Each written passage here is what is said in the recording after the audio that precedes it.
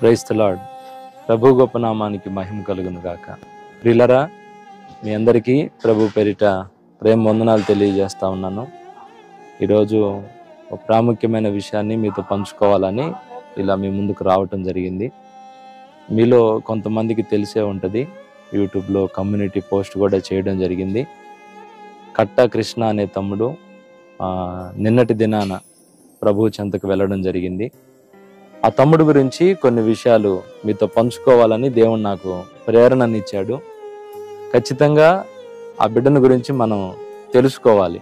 ఎందుకనంటే నీతిమంతులను జ్ఞాపకం చేసుకున్నట ఆశీర్వాదకరం అని బైబిల్లో ప్రభువు చెప్పాడు. ఆ తమ్ముడు గురించి కొన్ని విషయాలు నేను మీతో పంచుకుంటాను.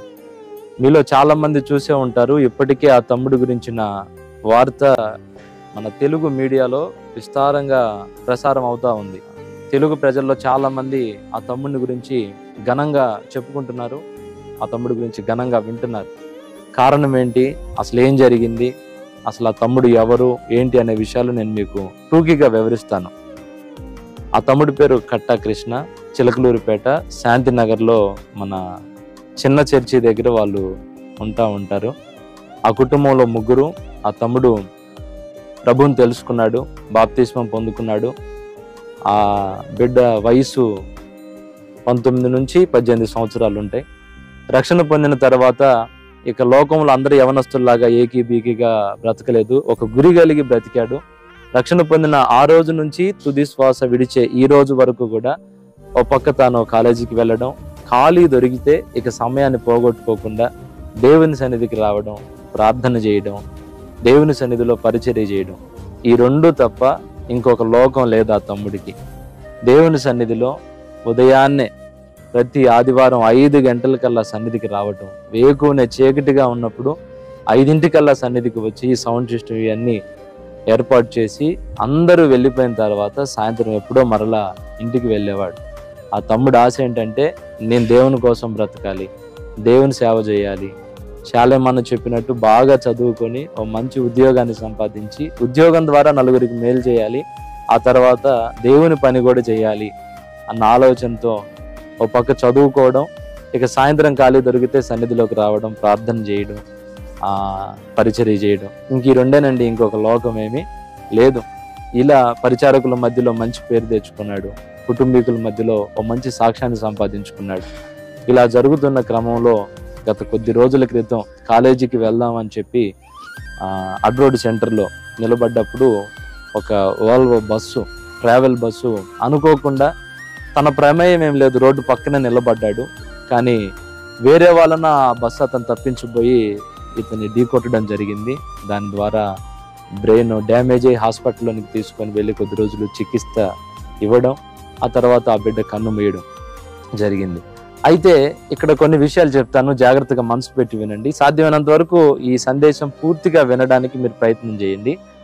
ఆ బిడ్డ దేవుని దగ్గరికి వెళ్ళబోయే ముందు వాళ్ళ నాన్నకి దేవుడు ప్రత్యక్షమయ్యాడు. కల్లో ప్రత్యక్షమై వాళ్ళ నాన్నతో దేవుడు మాట్లాడిన మాట, నీది కాని ఒక వస్తువు నాది నీ దగ్గర ఉంది, ఎందుకు ఉంచుకున్నావు, నా వస్తువు నాకు ఇవ్వు అని అంటే, అయ్యా ఇదిగో అని చేయి చూపించి చేయి ధరిస్తే అందులో ఒక ఉంగరం ఉందంట. ఆ ఉంగరం తీసుకొని దేవుడు మాయమైపోయాడు. ఆయన అనుకున్నాడు ఏదో వస్తా ఉంటేలే అనుకున్నాడు, కానీ ఇలా జరిగిద్దే నేను అనుకోలే. తర్వాత చూస్తే ఆ బిడ్డకి యాక్సిడెంట్ జరగడం, ఆ తర్వాత ఆ బిడ్డ హాస్పిటల్లో ఉన్నప్పుడు వాళ్ళ ఆమె కూడా మంచి పరిచారకురాలే. ఇక్కడ ఇంకొక విషయం మీరు గుర్తుపెట్టుకోండి, ఆ తల్లిదండ్రులు ఇద్దరు కూడా మంచి పరిచారకులు, సన్నిధిలో బాగా పరిచర్య చేస్తూ ఉంటారు. ఆ కుటుంబానికి దేవుడే లోకం. వాళ్ళమ్మ చర్చికి సమీపంగా ఉన్న ఒక చర్చికి వెళ్ళి ప్రార్థన చేసి, దేవా నా బిడ్డ బ్రతుకుతాడా లేకపోతే నువ్వు తీసుకుంటావా, నాకు ఏదో ఒక విషయం చెప్పు ప్రభు అని ప్రార్థనలో కూర్చుంటే దేవుడు ఆమెకి దర్శనంలో మాట్లాడుతూ ఒక ఖాళీ పేపర్ ఇచ్చాడు. ఆమెకు అర్థమైపోయింది, ఖాళీ పేపర్ ఇచ్చాడంటే దేవుడికి నా బిడ్డను తీసుకుంటున్నాడు అని.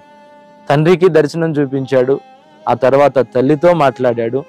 అంత మాత్రమే కాదు, కృష్ణ అనే తమ్ముడు ఉదయాన్నే కాలేజీకి వెళ్ళేటప్పుడు నిద్ర లేచిన తర్వాత వాళ్ళ తమ్ముడితో చెప్పాడంట, ఎరా రాత్రి నాకు ఒక కల వచ్చింది, ఆ కలలో నేను చాలేమన్నా నిలబడే బలిపీఠం మీద ఉన్నాను, నేనేంటి దైవజనుడు నిలబడే బలిపీఠం మీద ఉండడం ఏంటి, నేను కాలేజీకి వెళ్ళొచ్చిన తర్వాత అన్నోళ్ళని అడగాలి, అసలు ఆ స్థానంలో నేను నిలబడటం ఏంటి అని చెప్పాడంట.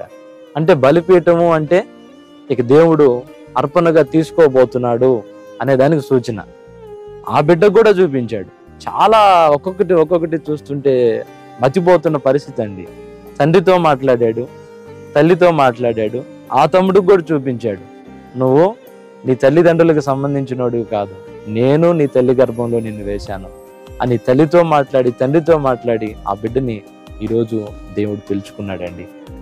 ఒక రకంగా చాలా బాధగా ఉంది మనసుకి. అయినా సరే క్రైస్తవులం గనక దేవుడు మనకు గొప్ప నిరీక్షణ ఇచ్చాడు, ఆ బిడ్డ దేవుని సన్నిధిలో ఉన్నాడు అని. అంత మాత్రమే కాదండి, వాళ్ళ నాన్న ప్రభువా నా బిడ్డను నాకు చూపించు ప్రభువా అని బాధలో కూర్చొని ప్రార్థనలో ఉన్నప్పుడు దేవుడు వాళ్ళ నాన్నకి మరొక దర్శనం చూపించాడు. ఆ చిన్నోడు ఒక గుర్రం మీద కూర్చొని ఉన్నాడు. ఆకాశంలో ఇంద్రధనస్సులో ఆ గుర్రం రెక్కలు విప్పి ఎగురుతూ ఉంది. ఆ కృష్ణ అనే తమ్ముడు చాలా సంతోషంగా ఆ గుర్రం మీద అటు ఇటు తిరుగుతూ కనపడ్డాడు. చాలా సంతోషపడ్డాడు, నా బిడ్డ నా దేవుని సన్నిధికి చేరాడు అని. వీళ్ళారా, ఇంత మాత్రమే కాదు, ఆ బిడ్డకి బ్రెయిన్ డెడ్ అయింది. తమ్ముడు బ్రెయిన్ డెడ్ అయిపోయాడు. హాస్పిటల్లో ఇక జీవశవం లాగా ఉన్నప్పుడు ఆ తల్లిదండ్రులు ఒక నిర్ణయం తీసుకున్నాడు. ఏ నిర్ణయం తీసుకున్నారంటే, ఎటుగుడి మా బిడ్డ దేవుని దగ్గరికి వెళ్ళిపోయాడు, బ్రెయిన్ డెడ్ అయిపోయింది, జీవశవం లాగా ఉన్నాడు, ఇలానే తీసుకొని వెళ్ళి పూడ్చిపెడితే అవయవాలన్నీ మట్టిలో కలిసిపోతాయి, ఇలా కాకూడదు. డాక్టర్లను అడిగినప్పుడు వాళ్ళు చెప్పారు, అవయవాలన్నీ బాగానే పనిచేస్తున్నాయి, బ్రెయిన్ ఒక్కటే పాడైపోయింది. మీరు కనుక సమ్మతిస్తే మీ బిడ్డ అవయవాల్ని మరి కొంతమందికి మార్పిడి చేద్దాం, మీ బిడ్డ ద్వారా వాళ్ళు బ్రతికే అవకాశం ఉంది అని అంటే ఆ తల్లిదండ్రులు ఆలోచన చేసుకున్నారు. కృష్ణ అనే తమ్ముడు ఎప్పుడు చెప్తా ఉండేవాడంట, అమ్మా శాలేమన్న చెప్తున్నాడు కదా, నా గురించి నేను చెప్పుకోవటం కాదు, నా గురించి నలుగురు మంచిగా చెప్పుకోవాలి, అలాంటి బ్రతుకు నేను బ్రతకాలమ్మా, నా గురించి నలుగురు ప్రభువుని మహిమపరచాలమ్మా అంటూ ఉండేవాడంట. అది గుర్తు చేసుకున్న ఆ తల్లిదండ్రులు మా బిడ్డ కోరినట్టుగానే మా బిడ్డ యొక్క అవయవాలు ఇతరులకు మేము దానం చేస్తాం అని ఒక మంచి నిర్ణయం తీసుకున్నారండి. డాక్టర్లకు చెప్పారు. డాక్టర్లకు చెప్పినప్పుడు అధికారులను వాళ్ళు సంప్రదించారు. మరి ప్రత్యేకమైన చాపర్లో ఆ బిడ్డ గుండెని వేరుపరిచి ఒక బాక్స్లో పెట్టి అప్పటికప్పుడే హుటాహుటిన తిరుపతి హాస్పిటల్కి తీసుకొని వెళ్ళి అక్కడున్న 33 సంవత్సరాలు కలిగిన ఒక వ్యక్తికి ఆ గుండెను మార్పిడి చేయడం. గంటలో ఆపరేషన్ జరిగిపోయింది. ఇక్కడ గుండె తీసి అక్కడ గుండె పెట్టగానే అక్కడ అతను కళ్ళు తెరిచాడు. దేవునికి మహిమ కలుగును గాక. ఆ తర్వాత 2 కళ్ళని మరొకరికి దానం చేశారు, 2 కిడ్నీలని మరొకరికి దానం చేశారు, లివర్ని కూడా మరొకరికి దానం చేశారు. ప్రియులారా, దేశ చరిత్రలోనే ఇది ఒక గొప్ప సంఘటన అని చెప్పుకోవాలి. అక్కడక్కడ మనం అవయవ దానం చేసిన వాళ్ళని చూస్తాం. అయితే ఇక్కడ స్పెషల్ ఏంటంటే మొత్తం 4 అవయవాలు 6 భాగాలుగా విభజించి 6 వ్యక్తులకి ప్రాణం పోశాడు. దేవునికి మహిమ కలుగును గాక. ఆత్మస్వరూపిగా ఆ తమ్ముడు దేవుని సన్నిధిలో ఉంటే భౌతికంగా తన అవయవాలు ఇక్కడ మరొకరికి ఊపిరి పోసి జీవాన్ని ఇచ్చాయి. ప్రభువేమో ప్రాణం పెట్టి అనేకులకు జీవాన్ని ఇస్తే ఈ తమ్ముడు తానొక్కడు కన్ను మూయడం ద్వారా మరో 6 జీవాన్ని వెలుగునిచ్చినట్లుగా మనం చూస్తున్నాం. ఈరోజు ఒక సంతోషం ఏంటంటే మన నిరీక్షణను బట్టి ఆ బిడ్డ దేవుని సన్నిధిలో ఉన్నాడు. ఆ తర్వాత తన గుండె మరో చోట కొట్టుకుంటుంది, తన కన్ను మరొకరికి వెలుగునిచ్చింది, తన అవయవాలు మరొకరికి ఊపిరి పోశాయి. ఇది చాలా గొప్ప సంఘటన. మన తండ్రి సన్నిధి పరిచర్యలో ఇలాంటి కుటుంబాన్ని చూడటం నాకు చాలా తృప్తినిచ్చిందండి. అన్న చెప్తా ఉంటాడు ఎప్పుడు వాక్యాలు. మేము చాలాసార్లు చాలా సమాధి కార్యక్రమాలకు వెళ్తాం. తల్లిదండ్రులు బోరుమని వెడుస్తారు బిడ్డ మీద ఉన్న ప్రేమను బట్టి. కానీ రాత్రి ఆ బిడ్డని వాళ్ళ ఇంటి దగ్గరే తీసుకొని వచ్చారు. విచిత్రం ఏంటో చూడండి, అనుకోకుండా వర్షం పడటం, ఆ బిడ్డ భౌతిక దేహాన్ని మన సన్నిధికి తీసుకొని రావటం, ఒక దైవజనుని ఉంచినట్లుగా దేవుని సన్నిధిలో ఆ బిడ్డని ఈ రోజు ఉంచడం జరిగింది. ఇవన్నీ చూడటానికి యాదృచ్ఛికంగా ఉన్నాయి, కానీ ఇది దేవుని సంకల్పం. ఆ బిడ్డను తెచ్చి అక్కడ పెట్టినప్పుడు దైవజనులంగా మేమందరం వెళ్ళి, శాలేమన్నా మేమందరం వెళ్ళి ఆ చిన్నవాడితో మాకున్న అనుబంధాన్ని బట్టి మేము కన్నీరు గారిచి ఏడుస్తుంటే ఆ తల్లి అన్న మాట మాకు చాలా ఆశ్చర్యాన్ని కలిగించింది. అన్న, మీరు ఏడ్చి మమ్మల్ని ఏడిపించొద్దన్నా, నా బిడ్డ దేవుని సన్నిధికి వెళ్ళాడు, మీరు చెప్పినట్టుగా బైబిల్ చెప్పినట్లుగా మాకు ఆ నిరీక్షణ ఉందన్నా, నువ్వు ఏడవద్దన్నా అన్నప్పుడు అబ్బా ఇది కదా క్రైస్తవ్యం, ఇది కదా ఉండాల్సిన రీతి అని. చూడటానికేమో వాళ్ళు పెద్ద అందరిలాగా అఫీషియల్ గా ఏం లేరు, కానీ ఆధ్యాత్మిక జీవితంలో ప్రభువు కోరుకున్న పరిపూర్ణత వాళ్ళలో మేము చూసాం. అందరూ ఇలా తయారైతే ఎంత బాగుండు, ఒక యోబు లాంటి పరిపూర్ణత వేలులో మేము చూస్తున్నాం కదా అని చాలా సంతోషం అనిపించిందండి.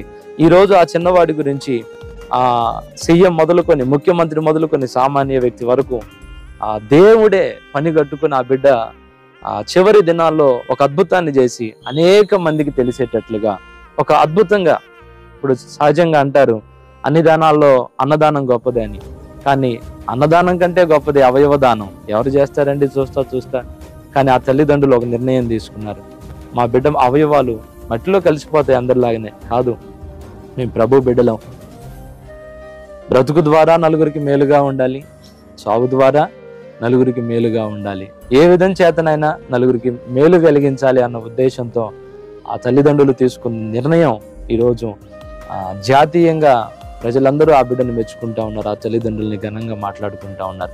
ఇదంతా కేవలం దేవుణ్ణి బట్టి, దేవుని కృప ద్వారా, ఓ ఆత్మ సంబంధమైన మందిరం, మంచి దైవజనుడు షాలేమన్న ద్వారా, దైవజనుడు అందించిన ఉపదేశాల ద్వారా దేవుడు జరిగించిన గొప్ప కార్యం. దీనంతటికీ మహిమ, ఘనత, ప్రభావాలు నా దేవునికి చెల్లునుగాక. ఆ ప్రియ దేవుని బిడ్డలారు, అక్కడ ఉన్న వాళ్ళు అడిగారట, మరి మీ బిడ్డ అవయవాలు దానం చేస్తున్నారు కదా, ఏదైనా డబ్బు ఇస్తాం తీసుకుంటారా అని.